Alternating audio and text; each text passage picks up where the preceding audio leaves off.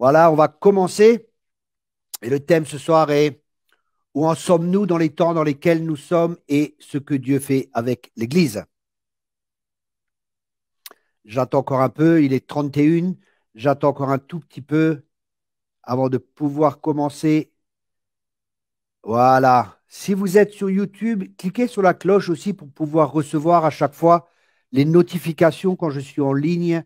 Je répète, si vous êtes abonné, c'est bon. Mais en même temps, vous pouvez cliquer sur la cloche et recevoir toutes nos notifications. Alléluia. Bonsoir Cindy, bonsoir Maria, bonsoir Jacqueline, Laetitia, bonsoir. Flores Marie-Madeleine, bonsoir. Alléluia. Alléluia. Merci Shakel Bagoban. Marie-Christine, bonsoir de l'Ardèche. Nermine, bonsoir. Il est 31. On attend encore un tout petit peu que tout le monde soit là. Voilà, vous voyez notre site qui apparaît. Vous pouvez aller sur notre site aussi. Marie-Christine de Vivier de l'Ardèche. Voilà. Mon amour pour Christ, bonsoir. Voilà, bonsoir tout le monde. Les gens se rajoutent. Anne, bonsoir. J'attends un peu, je vois qu'il y a pas mal de gens qui se rajoutent maintenant. Christine Schuller, ok, bonsoir. Véronique, bonsoir Véronique Leroux, bonsoir Véronique Pirot. Voilà. Alléluia, Seigneur, je te remercie pour cette soirée. Je te remercie pour tous les bien-aimés qui sont en ligne. Je te remercie, Seigneur, que ta parole sorte de ma bouche jointe. Alléluia, que ce soit juste tes paroles, Seigneur. Que mes frères et sœurs soient touchés, qu'il y ait un esprit de révélation ce soir. Que les yeux du cœur soient ouverts et qu'un esprit de révélation dirige toutes choses ce soir. Et que tout se fasse pour ta gloire, Père, dans le nom puissant de Jésus-Christ. Alléluia. Bonsoir tout le monde. Pour ceux qui viennent de se rajouter, je vais commencer à partager ce que je pense avoir, ce que le Seigneur m'a dit la nuit passée. C'est dans Matthieu chapitre 3 au verset 16. Matthieu chapitre 3 au verset 16. Dès que Jésus eut été baptisé, il sortit de l'eau. Et voici les cieux s'ouvrir, et il vit l'Esprit de Dieu descendre comme une colombe et venir sur lui. Et voici une voix fit entendre des cieux ces paroles. Celui-ci est mon Fils bien-aimé, en qui j'ai mis toute mon affection. Et je crois qu'actuellement, nous sommes dans ces temps où les fils de Dieu vont de plus en plus se révéler, parce que la création entière soupire après la révélation des fils de Dieu. Et quand on lit ce texte, j'ai une Bible anglaise qui s'appelle Wust, qui est très proche du grec original. Il est dit le Fils d'une essence divine. Waouh! Le Fils d'une essence divine.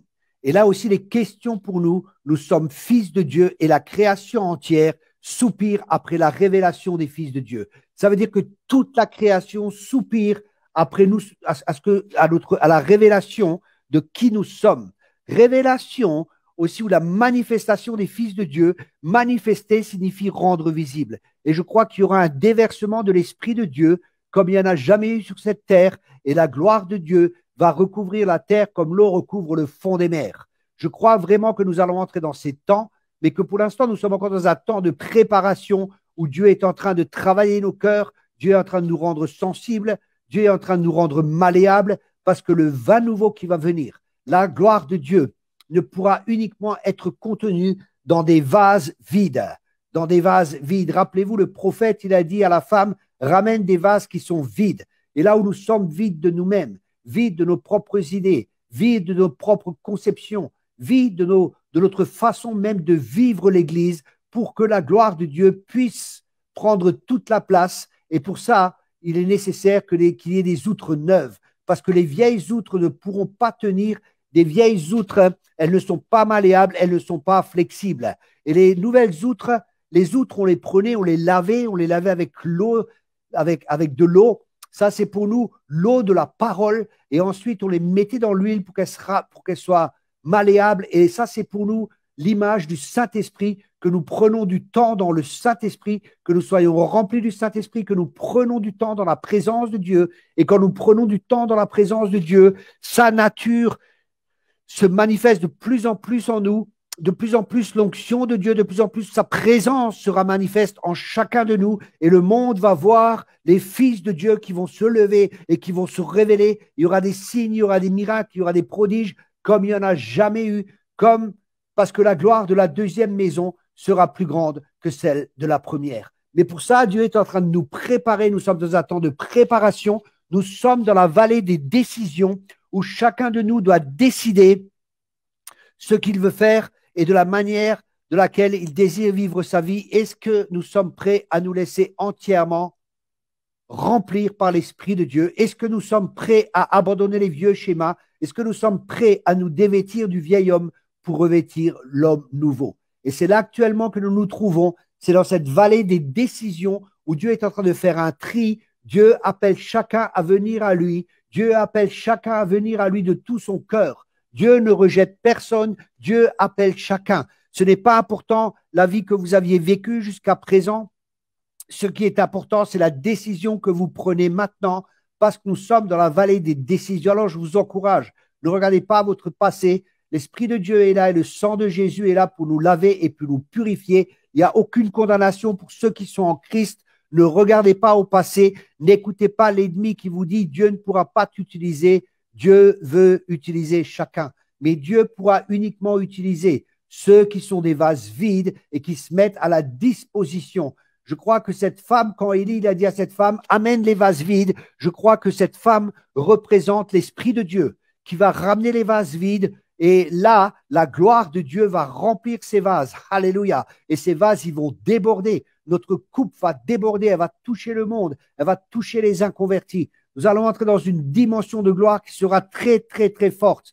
Mais pour ça, Dieu est en train de préparer un peuple fort. Un peuple qui sera fort parce qu'ils connaissent leur Dieu. Et cette huile, on la reçoit dans la présence de Dieu. La Bible, elle parle de ces vierges folles et elle parle des autres vierges. Et c'est un temps où nous ne pouvons pas être des vierges folles, où notre communion avec Dieu doit vraiment être intense, où nous devons apprendre à connaître l'Esprit de Dieu, où nous devons apprendre à le connaître et être dirigés par lui, parce que tous ceux qui sont fils de Dieu sont dirigés par l'Esprit de Dieu. Et ce fils, ce mot fils, c'est le mot ouios, ce sont les fils qui sont arrivés à maturité. Et ça, c'est ce que Dieu est en train de préparer. Il est en train de préparer des fils et des filles qui vont être utilisés puissamment par le Seigneur. Mais pour ça, nous devons être lavés par la parole de Dieu, lavés par l'eau. Hein. Les outres, on les prenait, on les lavait avec de l'eau. Comme j'ai dit, et là, on est renouvelé. Notre intelligence est renouvelée. La parole nous lave. Quand on entend la parole de Dieu, elle est en train de nous laver, elle est en train de nous purifier. Elle est en train d'enlever les scories. Et puis après, on est mis dans l'huile. Et là, je répète, c'est le temps que nous prenons avec le Seigneur dans notre communion avec Dieu. Et après aussi, des fois, on frappait aussi sur ces outres pour justement enlever les croûtes qui étaient là, sur ces vieilles outres. Et ma parole n'était pas un marteau. Alléluia. Et la parole de Dieu est un marteau qui va frapper, qui va faire tomber les forteresses, les raisonnements, les hauteurs. Tout ce qui s'oppose à la connaissance de Dieu. Et après, il y a aussi le feu qui va venir, ce feu purificateur, le feu de l'Esprit de Dieu qui va nous purifier de toute souillure, de toute impureté, de toute tradition qui empêche Dieu ce qu'il veut faire actuellement. Et c'est pour ça que nous devons vraiment être flexibles et nous devons peut-être ce qui était bon il y a quelques années, ce n'est plus bon aujourd'hui. Je répète cela. Il y a peut-être des choses qui étaient bonnes il y a quelques années et nous ne voulons pas décrier ces choses, nous ne voulons pas critiquer ces choses. C'était une manière de faire, mais Dieu est en train de reprendre son Église. Jésus reprend son Église parce que c'est lui qui va la bâtir. Ça sera une Église qui sera forte, ça sera une Église qui sera puissante et ce seront des fils et des filles de Dieu qui seront tous sous le contrôle de l'Esprit de Dieu. Ça veut dire qu'ils ne vont pas faire les choses par tradition, ils ne vont pas faire les choses par habitude, mais ce sont des fils qui vont être conduits par le Saint-Esprit. Et pour ça, ce temps où nous passons dans la présence de Dieu, où Dieu est en train de nous transformer, où Dieu est en train de nous changer, où Dieu est en train de nous parler, où Dieu est en train de nous rendre sensibles à sa voix, c'est là que nous allons être dirigés par l'Esprit de Dieu. Et c'est intéressant dans la suite du verset, au chapitre 4 de Matthieu, chapitre 4, au verset 1, nous lisons « Alors Jésus fut emmené par l'Esprit dans le désert pour être tenté par le diable. » Waouh! L'Esprit a emmené Jésus dans le désert. C'est fou. dans le désert pour être tenté par le diable. Et là, qu'est-ce qui se passe? Après avoir jeûné 40 jours et 40 nuits, il eut faim. Le tentateur s'étant approché lui dit, si tu es fils de Dieu, ordonne que ces pierres deviennent des pains. Et dans ces temps de préparation, parce qu'il y a une guerre qui va venir, une guerre spirituelle, et ça c'est justement l'image de ce désert, des temps difficiles qui viennent sur la nation, il va y avoir un effondrement économique, il va y avoir beaucoup de gens qui vont se prendre la vie, il y aura des suicides, il y aura des dépressions, il y aura des divorces, il y aura beaucoup de choses difficiles qui vont venir, et les gens ne seront plus allés, une grande crainte sera là, mais Dieu a préparé son Église, Dieu a préparé des fils et des filles. Il a préparé des personnes qui sont comme Joseph, qui ont préparé des choses pour les 7 années de vaches maigres qui viennent. Et Dieu va présenter son Église, l'Église qui est la lumière, l'Église qui est le sel de la terre. Et le monde, les ténèbres recouvrent la terre. Mais sur nous, la gloire de l'Éternel va se lever. Alléluia. Les ténèbres recouvrent la terre. Mais sur nous, la gloire de l'Éternel va se manifester. Et les gens ne sauront plus d'où me viendra le secours. Ils ne sauront plus parce que les finances ne seront plus là. Et beaucoup de gens dans le monde se confient dans les finances, se confient en mammon, se confient dans leur travail, dans toutes ces choses.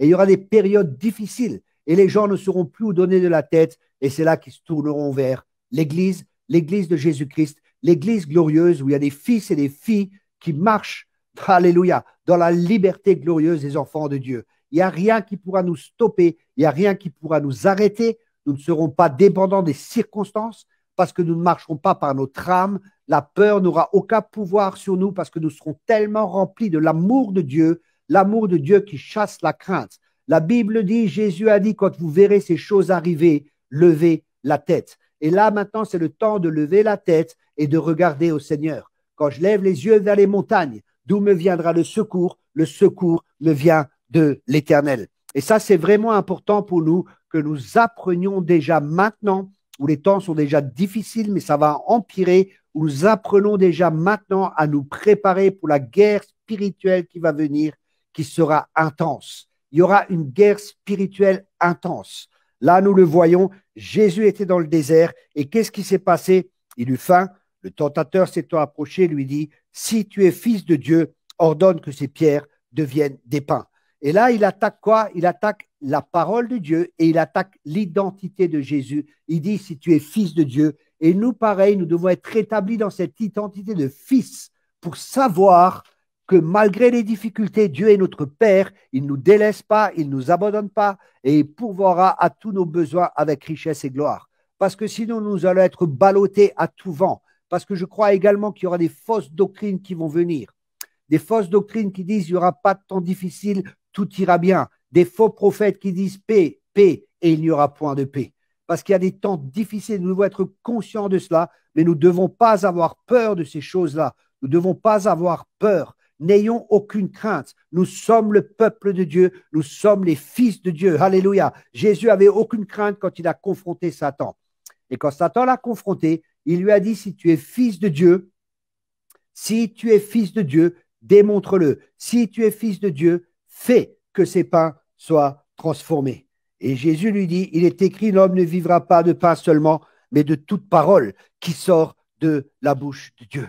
Et ça, c'est important pour nous. Nous devons vraiment vivre de la parole de Dieu. Ça, c'est très important. Et pas juste de ce qui se passe autour de nous. Notre nourriture, c'est une nourriture solide parce que notre vie, elle est basée sur la parole de Dieu et la parole de Dieu, elle est éternelle. Toutes choses sont ébranlables, mais la parole de Dieu, Christ en nous et le royaume de Dieu sont inébranlables. C'est pour ça, soyons sages et bâtissons sur le roc, ne bâtissons pas sur le sable.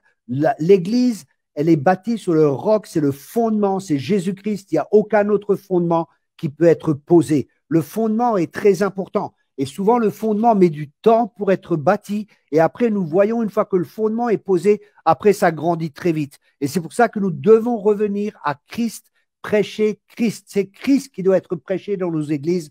On prêche beaucoup de choses, mais bien souvent, malheureusement, on ne prêche plus Christ. Mais c'est Christ que nous prêchons, disait l'apôtre Paul. C'est Christ que j'ai dépeint devant vous. Et c'est Christ qui doit devoir être le centre de l'Église. Les gens n'ont pas besoin de religiosité. Les gens ont besoin de voir le Christ. Ils ont besoin de voir le Christ en chacun de nous. Ils ont besoin de voir les fils de Dieu, ceux qui sont oints, Alléluia. Ceux qui sont loin de l'Esprit de Dieu, ceux qui vont faire les mêmes œuvres que Jésus, ceux qui vont chasser les démons, guérir les malades, ressusciter les morts. Alléluia. Ça, c'est l'Église de Jésus-Christ. C'est ce que Dieu est en train de préparer. Une Église qui est puissante, une Église qui est forte, une Église qui est victorieuse et les portes de l'enfer ne prévaudront pas contre elle. Ensuite, ce qui est très intéressant, c'est que juste le Père lui a dit, tu es mon fils bien-aimé en qui j'ai mis toute mon affection. Et la parole que le diable attaque, c'est justement celle-là, si tu es fils de Dieu. Et l'ennemi nous attaquera toujours dans notre identité. C'est pour ça qu'il est très important pour nous que nous soyons fondés dans l'identité, que nous sachions qui nous sommes en Christ et qui est Christ en nous, parce que nous sommes cachés en lui. Dieu nous a mis dans le rocher, comme il a mis Moïse dans le rocher. Il a dit, ma gloire va venir, et il l'a mis dans le rocher, et ce rocher, c'est Christ. Et après, la gloire de Dieu est venue, la bonté de Dieu s'est manifestée, et la gloire de Dieu s'est manifestée. Alléluia. Et nous allons voir la gloire de Dieu dans les temps qui viennent. Mais en même temps, nous devons être prêts, et nous devons avoir changé vraiment nos mentalités. Là, j'ai appris qu'en Chine, comme vous le savez, il y a une persécution qui est terrible, où les chrétiens sont persécutés. Et les chrétiens, en Chine, vous savez ce qu'ils font? Écoutez bien ça. Je répète, les chrétiens en Chine sont persécutés. Et vous savez ce que les chrétiens font en Chine? Ils prient pour l'Europe, ils prient pour nous. Et ça m'a fait penser à l'apôtre Paul qui était en prison, qui souffrait, parce que les prisons, ce n'était pas comme aujourd'hui, hein. Ces prisons, c'était difficile. Et Paul souffrait, mais il priait pour Timothée, il priait pour l'Église. Il était détaché de lui-même. Et c'est ce que Dieu est en train de préparer, une Église qui est détachée d'elle-même, où le but, c'est vraiment le royaume de Dieu. Le royaume de Dieu va de nouveau être au centre et le Christ sera de nouveau au centre de nos prédications parce que Jésus, il est venu pendant 40 jours et il les a enseignés sur le royaume de Dieu. Ce sont des messages qui vont revenir et qui vont de nouveau être au centre parce que l'évangile, c'est cela et il n'y a pas d'autre évangile qui peut être prêché que celui qui a été prêché. On va revenir au vrai évangile, l'évangile du royaume de Dieu. Ça va revenir parce que l'Église doit être prête pour l'enlèvement et pour les temps difficiles que nous allons vivre parce qu'il y a une grande moisson qui va venir. Et c'est pour ça que Dieu est en train d'équiper son peuple. Dieu est en train de nous équiper, Dieu est en train de nous préparer pour cette moisson et nous devons aussi nous armer de la pensée de souffrir. Ça aussi, c'est la parole de Dieu bien-aimée. Ces choses-là sont souvent pas prêchées. On prêche qu'un évangile où tout va bien. Et c'est vrai que nous sommes bénis, c'est vrai, mais c'est aussi vrai que nous serons persécutés. On sera persécutés à cause de son nom. On sera persécutés. Heureux serez-vous lorsque vous serez persécutés à cause de son nom. Et nous devons vraiment avoir cette mentalité aussi. Nous allons être persécutés. Nous allons souffrir pour le Christ. Mais quand nous souffrons pour le Christ, la gloire de Dieu repose sur nous. Je crois qu'il y a des choses qui vont se passer. Je crois qu'il y a des lois iniques qui vont être dites. Je crois qu'il y a des frères et des sœurs qui ne vont pas accepter ce mouvement de Dieu et qui vont aller contre nous. Je crois que ce sera deux formes de persécution. Et Dieu m'a parlé à l'époque, il m'a dit la persécution va venir à cause d'un mot. Et croyez-moi, quand je dis Dieu m'a parlé, je sais que Dieu m'a parlé. Je ne dis pas à la légère, Dieu m'a parlé. Quand je dis que Dieu m'a parlé, c'est que Dieu m'a parlé, c'est que je suis convaincu de cela. Comme le message de ce soir, si vous êtes dans l'esprit, vous ressentez dans votre esprit, parce que l'onction vous enseigne toute chose. Vous ressentez l'onction de Dieu et votre esprit atteste. L'esprit de Dieu atteste à votre esprit que cette parole est du Seigneur. Bien sûr, notre âme qui a peur, notre âme qui s'inquiète, elle va se dire, ah, mais on va être persécuté, ça va être difficile, mais qu'est-ce qui se passe? Relevez la tête, n'ayez pas peur. Quand on est rempli de l'esprit, on a de l'audace. Ils avaient de l'audace. Vous savez, l'Église était persécutée. Et ils n'ont pas dit, oh Seigneur, délivre-nous. Oh Seigneur, protège-nous dans les actes des apôtres. Ils ont dit, Seigneur, donne-nous de la force. Ouvre-nous des portes, que nous prêchions ta parole et étends ta main, qu'il se fasse des signes, des prodiges et des miracles. C'est une toute autre mentalité parce que nous sommes citoyens des cieux. Nous sommes plus de cette terre. Et ça, c'est la mentalité que Dieu est en train de préparer pour ses fils et ses filles qui vont se lever et la création entière qui soupire après la révélation des fils de Dieu. Dans les temps dans lesquels nous entrons, elle va avoir cette manifestation. Les choses vont être restaurées. Il y aura tellement de miracles, il y a tellement de choses qui vont se produire. Dernièrement, j'étais avec un couple en Allemagne et ils sont beaucoup dans la gloire et ils parlaient beaucoup de la gloire.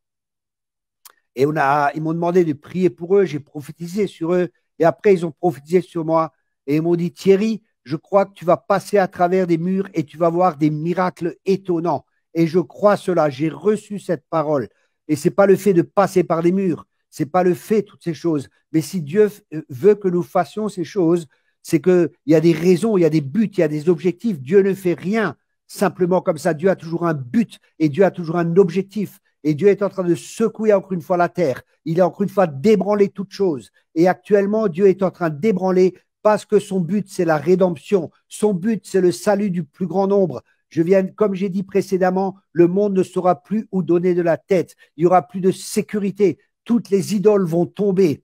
Une idole, c'est quoi? Une idole, c'est de là où on cherche le secours. Et les gens ne pourront plus avoir de secours dans des choses vaines. Le seul secours, ce sera Dieu et ce sera son Église. C'est-à-dire nous allons aider les gens, nous allons vêtir les gens, nous allons nourrir les gens. Nous aurons assez pour nous-mêmes et nous aurons assez pour être en bénédiction. C'est pour ça que nos cœurs doivent être préparés, pour que nous ne soyons pas égoïstes, pour que nous ne soyons pas centrés sur nous, mais pour que nous soyons centrés sur les autres et que nous bénissions. Comme Jésus qui était venu, il a dit, je ne suis pas venu pour faire ma volonté, mais je suis venu pour faire la volonté de celui qui m'a envoyé. Et ça, c'est la dimension dans laquelle l'Église va rentrer de plus en plus, où nous allons plus vivre pour nous-mêmes, mais c'est Christ qui va vivre au travers de nous, comme le disait l'apôtre Paul dans Galates 2, verset 20.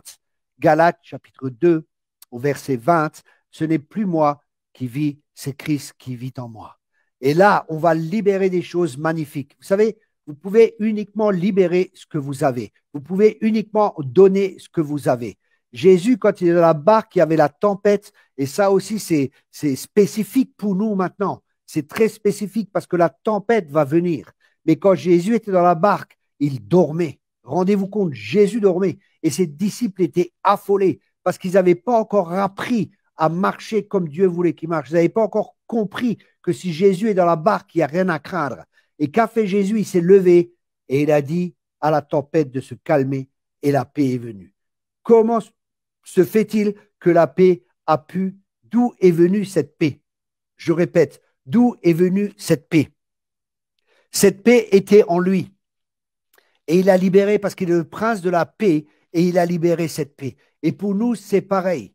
Pour nous, c'est pareil. La paix est en nous et nous pouvons libérer cette paix. Quelqu'un a écrit, je viens de voir, le Seigneur nous aime et nous protège. Alors, posez-vous la question, pourquoi est-ce qu'il y a des chrétiens qui sont persécutés? Pourquoi est-ce qu'il y a des chrétiens qui meurent? Vous savez, leur mentalité, elle est complètement différente de la nôtre. Oui, le Seigneur va nous protéger. Oui, le Seigneur va nous garder. Non, moi, je pense qu'il y aura des temps difficiles. Et bien sûr, le Seigneur nous garde. Bien sûr, le Seigneur nous protège. Et bien sûr, si ce n'est pas notre temps, il ne nous arrivera rien. Mais nous devons aussi marcher par l'Esprit pour être gardés, pour être protégés. Ça, c'est une chose. Mais l'autre partie, vous savez, quand les chrétiens en Chine, on leur dit, ils partagent entre eux, ils disent, waouh, j'ai fait 10 ans pour Jésus, quel privilège. Vous voyez, c'est une toute autre mentalité. Les chrétiens à l'époque, ils allaient dans les arènes, ils allaient en chantant. Et pourtant, Dieu nous protège. Non, non, ils sont fait dévorer, ils sont morts, mais ils ont une meilleure résurrection, dit la Bible. Vous savez, nous devons avoir la pensée de l'éternité et nous ne devons pas être liés. Nous ne devons pas être liés par les peurs, nous ne devons pas être liés par les craintes. Nous ne nous appartenons plus à nous-mêmes, nous appartenons au Christ. Nous ne nous appartenons plus à nous-mêmes, nous appartenons tous au Christ. Ma vie, alléluia, la mort m'est un gain, disait l'apôtre Paul. La mort m'est un gain, rendez-vous compte de cela. Ce n'est pas qu'il était suicidaire, mais il savait très bien qu'il irait à la meilleure place. Il savait quand il allait mourir. Et ça, c'est pareil pour nous. Quand on marche par l'esprit, on sait quand notre temps sera venu. Mais quand notre temps, si notre temps n'est pas venu comme Jésus, quand ils voudront nous prendre, on passera à travers la foule. Nous devons vraiment quitter cette mentalité. Nous devons vraiment quitter cette mentalité de peur, cette mentalité de crainte pour nous emparer du bon pays que l'Éternel, notre Dieu, nous a donné. Rappelez-vous, Josué et Caleb, ils sont partis au combat. Ils ont vu les mêmes choses que les autres ont vues, mais parce qu'ils étaient animés d'un autre esprit. Alléluia. Et parce que nous sommes animés de l'Esprit de Dieu, nous sommes fils de Dieu et nous voyons les choses différemment. Nous avons une autre perspective, nous avons un autre paradigme. Notre vie, elle est cachée en Christ. Notre vie, elle est cachée en Dieu et nous ne vivons pas pour les choses de cette terre. L'homme naturel est attiré par les choses de cette terre. L'homme spirituel est attiré par les choses d'en haut. C'est pour ça que la parole de Dieu nous dit, cherchez les choses qui sont en haut. Et Dieu est en train de préparer cette église. Nous devons vraiment renouveler nos intelligences. Nous devons vraiment, vraiment faire un travail dans notre vie. Alléluia. Ensuite, il dit, le diable transporta dans la ville sainte, le plaça sur le haut du temple et lui dit, si tu es fils de Dieu, jette-toi en bas, car il est écrit, il donnera des ordres à ses anges à ton sujet et ils te porteront sur les mains de peur que ton pied ne heurte contre une pierre. Écoutez bien, l'ennemi vient avec la parole de Dieu et il tourne la parole de Dieu. Il sort la parole de Dieu de son contexte. C'est une parole qui n'est pas juste. C'est une parole qui est dite hors de son contexte. Et justement, il y a des fausses doctrines qui sont là, qui sont dites hors de leur contexte. Et l'ennemi connaît très bien la parole parce que c'est l'arme qu'il utilise le plus contre les chrétiens, c'est la parole de Dieu. Et l'ennemi va utiliser cette arme contre nous. Et ce que Dieu a réellement dit, il va d'abord nous faire douter de la parole de Dieu. Et s'il n'arrive pas, il va prendre la parole. Et la Bible dit que dans la fin des temps, il y aura des esprits séducteurs qui vont venir. Et c'est pour ça, mes amis, ayez l'amour de la vérité. Ayez l'amour de Jésus-Christ. Il est la parole, il est la vérité. Amen. Ensuite, Jésus lui répond, il était aussi écrit, tu ne tendras pas point le Seigneur ton Dieu. Vous voyez, des fois, je vois des soi-disant héros de la foi, Dieu m'a dit, et c'est que de la présomption. Et c'est ce que Jésus, justement, il reprochait aux prophètes dans l'Ancien Testament.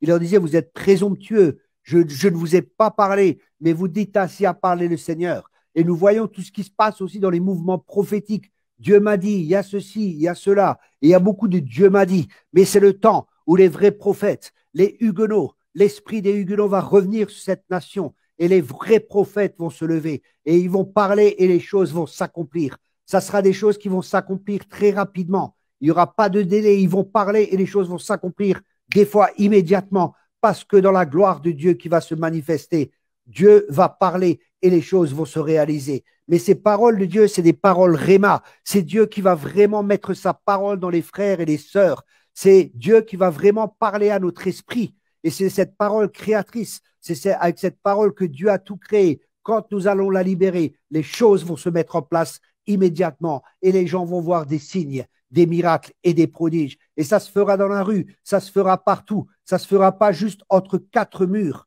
Et nous devons quitter cette mentalité d'église, de cette église où nous sommes enfermés entre quatre murs.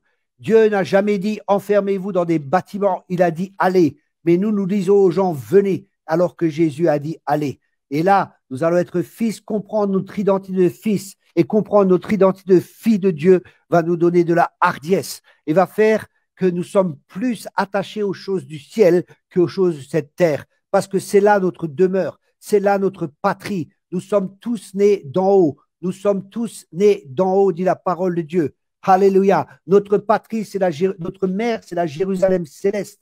Nous sommes citoyens des cieux. Nous sommes ambassadeurs pour Christ sur cette terre. Nous devons quitter cette mentalité terrestre où nous accumulons des choses de la terre, où nous cherchons les choses terrestres. Et c'est justement ce qui s'est passé avec certains mouvements où on était pour un signe de la prospérité, un signe de la faveur de Dieu, c'est la prospérité. Donc, il fallait avoir des voitures, il fallait avoir des bâtiments, il fallait avoir toutes ces choses. Et ça montre que c'est un faux enseignement parce qu'on est fixé sur les choses de la terre, on n'est pas fixé sur les choses du ciel. Quand on est fixé sur les choses du ciel, bien sûr, Dieu va nous donner toutes ces choses. Bien sûr, Dieu veut nous bénir. Mais Dieu ne désire pas que nous soyons attachés à ces choses. Dieu désire que nous soyons attachés à lui. Dieu va nous donner ces choses, mais si ces choses deviennent des idoles, si nous nous attachons plus aux bénédictions de Dieu qu'au Dieu qui bénit, ce n'est pas bon. Et c'est pour ça c'est important que nos cœurs s'attachent vraiment au Seigneur. Ce seront des personnes qui seront attachées à Jésus-Christ. Des personnes, l'église de la fin des temps, c'est l'église comme Jean.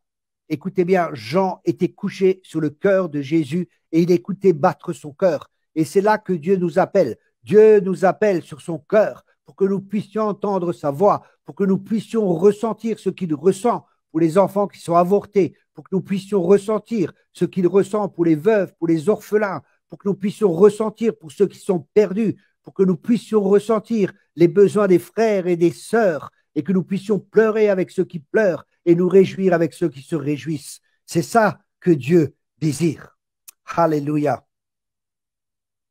Ensuite, le diable transporte encore une fois sur une montagne très élevée, lui montra tous les royaumes du monde et leur gloire, et lui dit, je te donnerai toutes ces choses si tu te prosternes et m'adores. Écoutez bien, tous les royaumes et toute la gloire.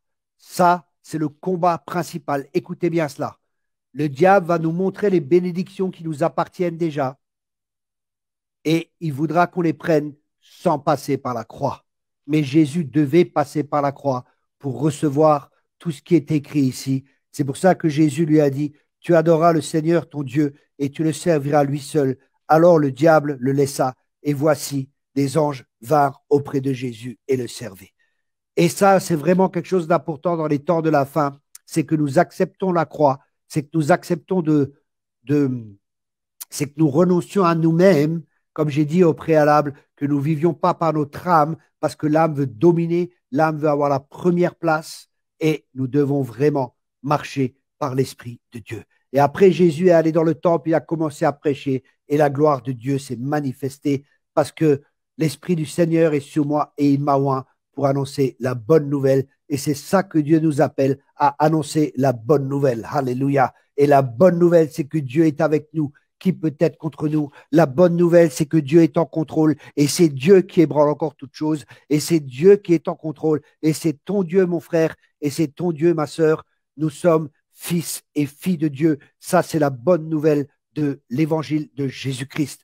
Nous n'avons rien à craindre, même si les temps sont difficiles, même si tout est en train d'être ébranlé. Notre sécurité, elle est en Christ et Christ est inébranlable. C'est le rocher des siècles.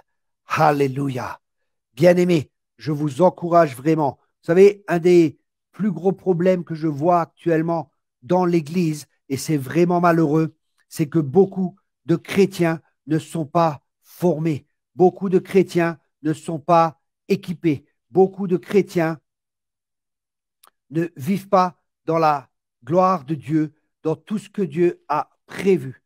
Pour ça, je vais juste enlever cela, excusez-moi. Voilà. Et là, je vous encourage vraiment, j'ai une école biblique par correspondance.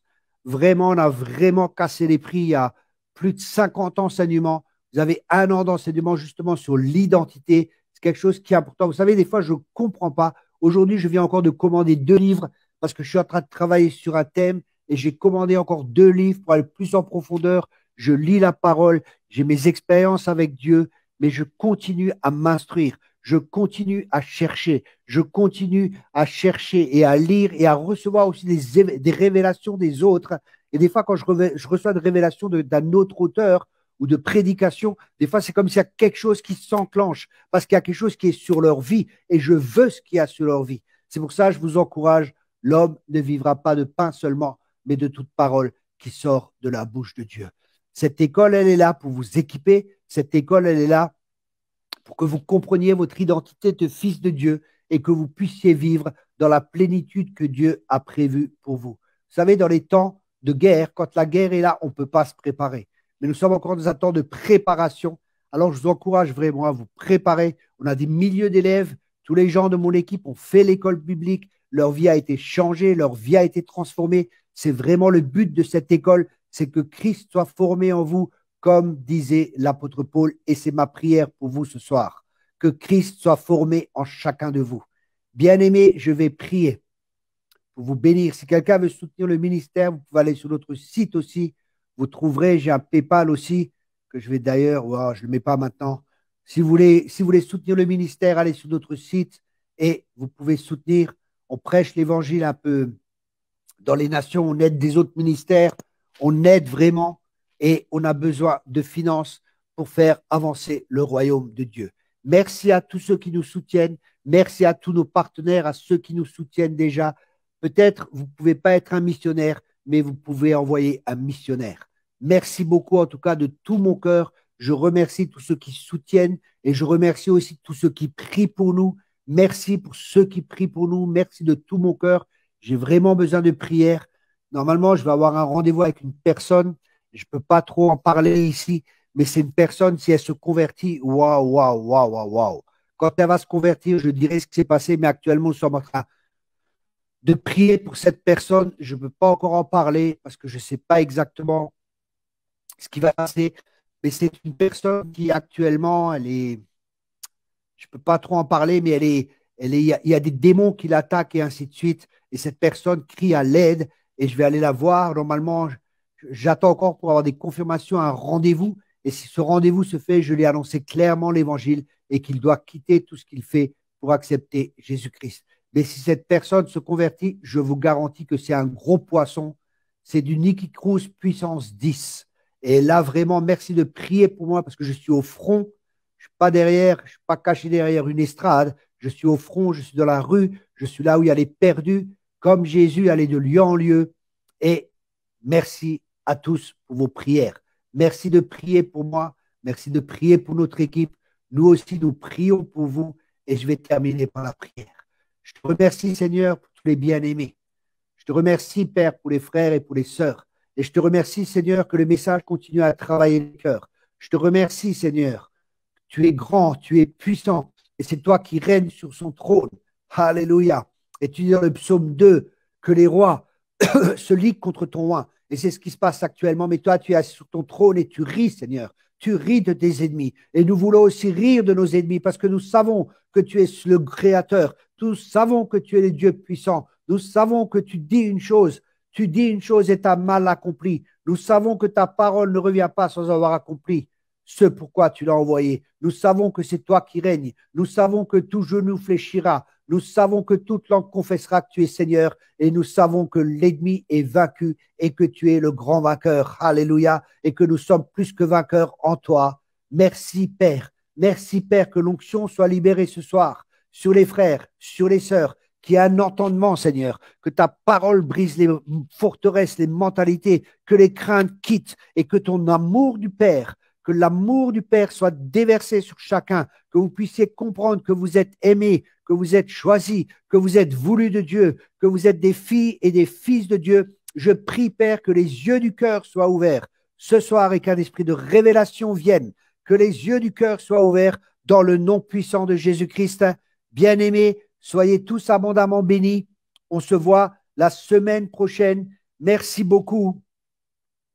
Merci beaucoup de partager cette vidéo pour que le plus grand nombre puisse être béni, pour que le plus grand nombre puisse être prêt pour les temps glorieux qui viennent. Merci encore à tous. Soyez tous abondamment bénis.